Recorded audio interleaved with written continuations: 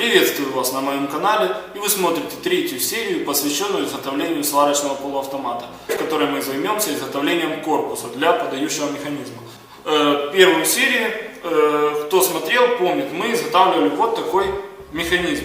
Также во второй серии мы изготовили и испытали плату управления подающим механизмом. И значит, с момента второй серии я прикупил уже катушечку проволоки 5-килограммовую, и у меня появился клапан газовый. Это газовая форсунка от автомобиля. Также у нас имеется блок питания, и мы теперь можем все это дело скомпоновать и посмотреть, какой формы и размера делать подающий механизм. Итак, я уже поразмышлял на тему того, как расположить все агрегаты внутри подающего механизма. И значит, смотрите, для примера мы возьмем плоскость стола за одну из стенок подающего механизма. Значит, механизм будет крепиться через пластиковые шайбы для того, чтобы у нас не было электрического контакта между механизмом и корпусом. Значит, он будет устанавливаться вот таким образом. Теперь катушка с проволокой. У нас, если мы ее тоже на стенку непосредственно закрепим, у нас получается, что вот оплетка, которая захватывает проволоку, она чуть даже выше находится, чем катушка. То есть нам нужно ее отодвинуть от стенки, чтобы у нас оплетка находилась по центру катушки. И таким образом у нас между катушкой и стенкой образовывается пространство. Мы его будем использовать с пользой, и значит здесь поставим блок питания, а также нашу плату управления. И это будет у нас выглядеть следующим образом. Также у нас остается свободное место вот здесь, и сюда мы установим клапан подачи газа. Значит, при таких раскладах мы в принципе вписываемся в размеры инвертора. Единственное, что длина подающего механизма получится на 3 сантиметра больше. Высота и ширина будет такая же самая абсолютно, как у самого инвертора. Значит, сейчас я более детально сниму все размеры и приступлю к разметке заготовки. Значит, заготовка у нас это листовая сталь толщиной 1,5 миллиметра.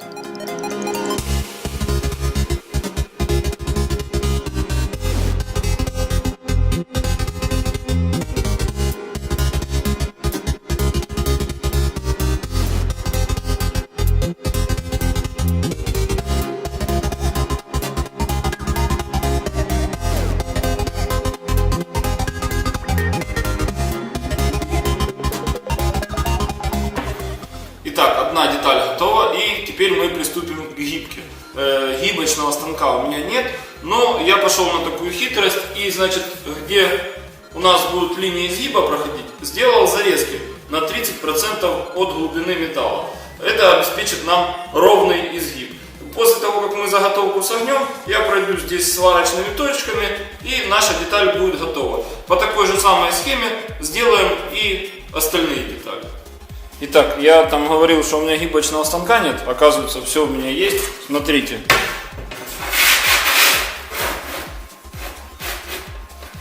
Оп.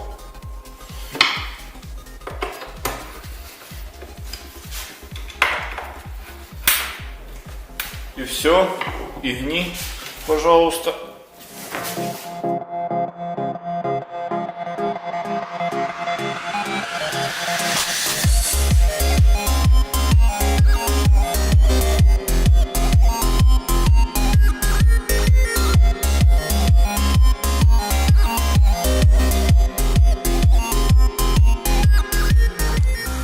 Друзья, значит, смотрите, какая фантастика получилась. В общем, все очень ровненько и максимально похоже на сам инвертор. По размерам, как я и говорил, длина чуть-чуть больше у нас получается. Ну и на данный момент высота чуть-чуть больше. Ну, это, возможно, придется еще подрезать вот здесь. Сейчас таким же макаром изготовим остальные детали и будем уже приступать к сборке.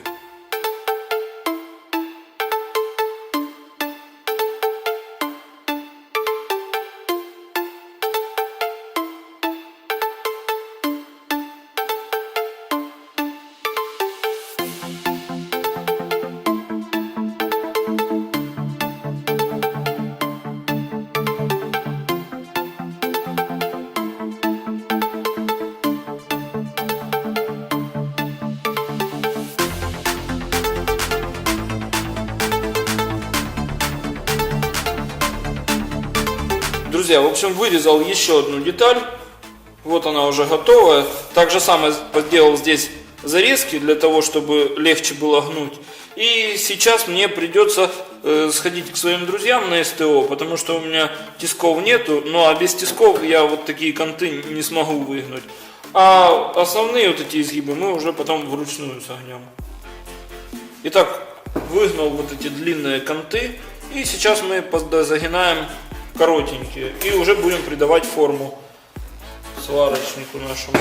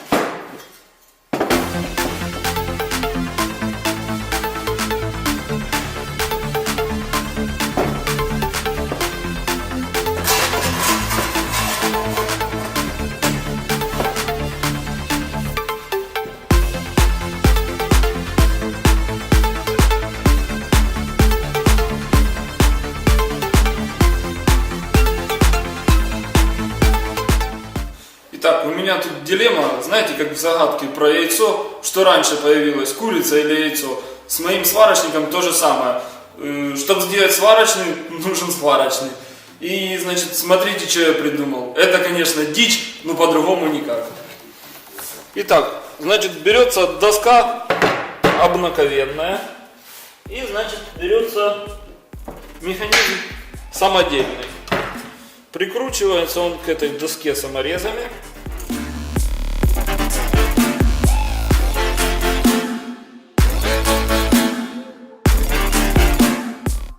Так, и теперь нам на наш импровизированный корпус нужно установить плату управления.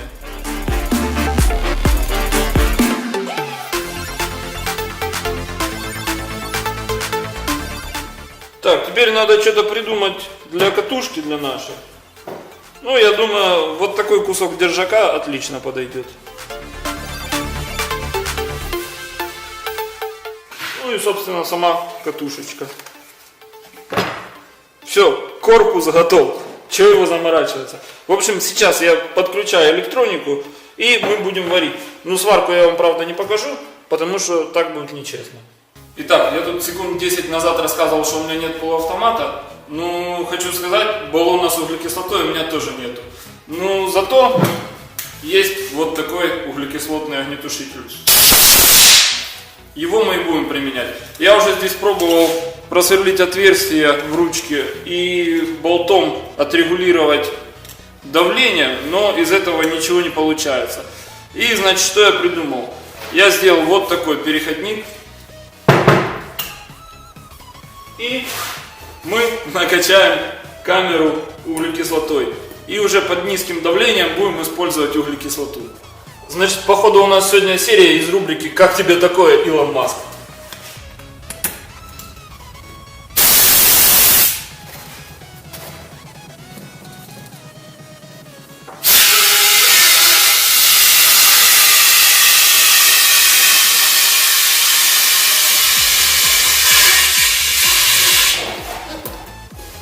Ну, я думаю, хватит.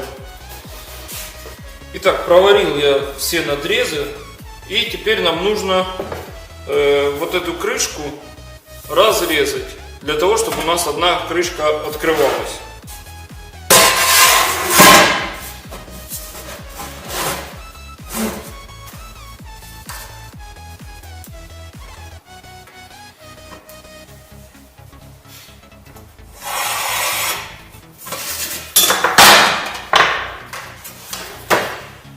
Смотрите, значит, за кадром я уже прикрутил крышку, применил болты М4 под потай, вот, ну и достаточно симпатично получилось. И я уже сделал навесы. Навесы тоже делал сам, потому что в хозтоварах ничего подходящего не нашел. Значит, еще за кадром я изготовил вот такую ось вращения для нашей катушки. Это значит обрезок трубы, который я заварил с двух сторон. И здесь нарезал резьбу М4. Значит, теперь мы просверлим в крышке тоже отверстие и установим ось вращения катушки.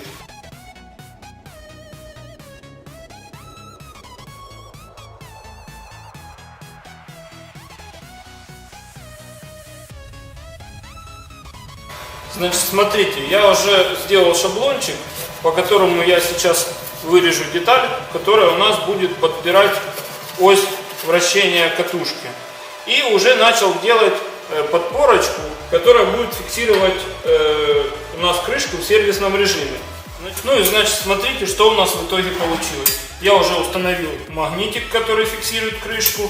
И крышка у нас, видите, она сама по себе не может открыться. Значит, теперь мы открываем. И смотрите, у нас автоматически появляется подпорочка, которая не дает крышке закрыться, чтобы мы могли менять, например, проволоку, ну или сварочный аппарат обслуживать. Также у нас здесь появилась перемычка. Вот она, эта перемычка. За ней спрятан блок питания и надежно здесь закреплен, он здесь не болтается.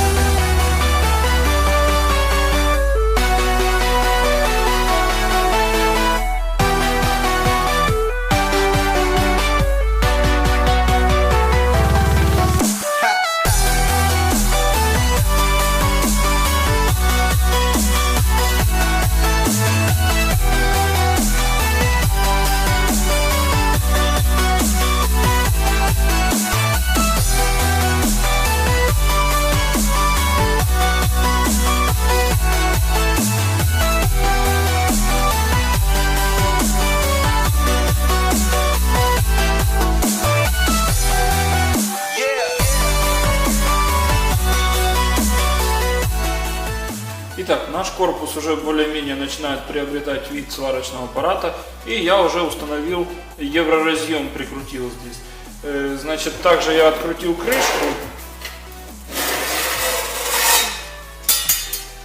и нам теперь нужно изготовить вот такую деталь.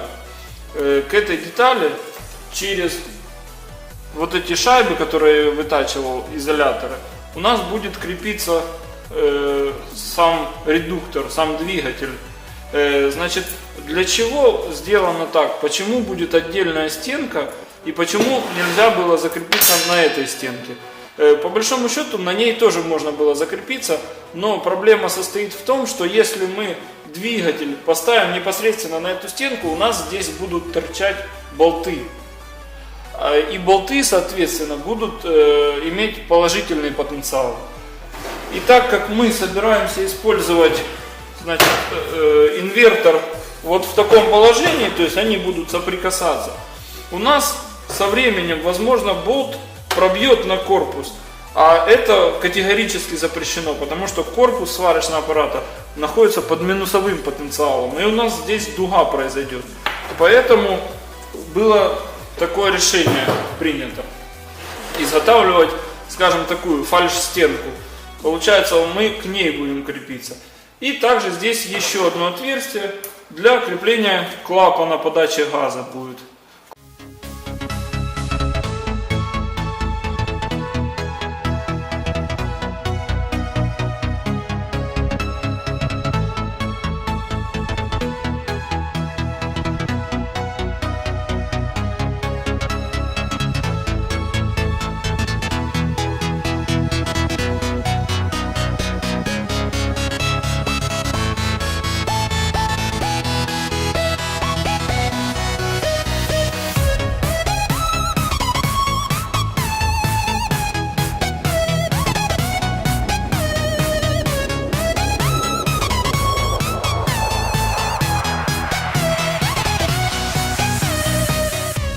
Ну и теперь смотрите, собственно, чего мы и добивались.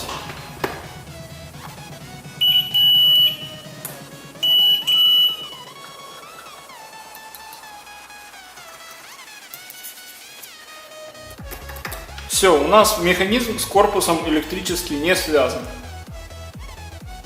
Наконец-то я готов похвастаться результатами третьей серии. У нас полностью готовый корпус, и его остается лишь покрасить и собрать. Давайте заглянем вовнутрь. Значит, вот такая красота у нас внутри. У нас появилась фальш-стенка для крепления мотора-редуктора. Также у нас появились крепления для платы управления. Ну и, соответственно, ось вращения проволоки. И здесь у нас есть отверстие для крепления клапана газа. Значит, также на лицевой панели у нас уже просверлены все отверстия для крепления кнопок и также для крепления евроразъема. И, значит, основной тратой сегодняшней серии был металл. Пол квадратного метра я покупал за $5. На этом наша серия подходит к концу. Всем спасибо за просмотр, поддержите лайками и не забудьте подписаться на канал, так как у нас впереди испытание данного агрегата. А у меня на этом все. Всем пока!